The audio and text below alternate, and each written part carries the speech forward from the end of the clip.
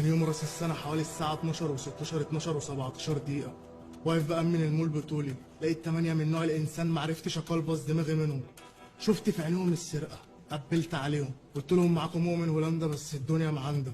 كلمتهم نفسيا، جابوا بمليون جنيه ورا مني. 2 بيقبلوا، لقيت واحد جاي بيجري عينيه ضيقه شبه السنين. انا قلت بروسلي بس متنكر. الواد جاي بيجري وقمت ناطط في الجو بايديا الاتنين من هنا بام. حددت له الجولاين بتاعه، بقى بيتكلم فلبيني واصحابه واقفين مش فاهمينه. قلت له علمتك لغه جديده، ميزتك يا بروسلي. قال لي تشاو. تاني معاه الالكتريك وجاي بيكرب بيه، قمت قافشه منه تك تك تك تك تك. فصل شحن مني الواد مش الالكتريك. واحد تاني شبه جون سينا جاي بيجري، دماغ بتاعتي قام. الرابع بصيت في عينيه شفت الشر، دخلته على الاكس راي بصيت في الشاشه لقيتها كلها سواد. بس انا عملت حل تاني غير متوقع.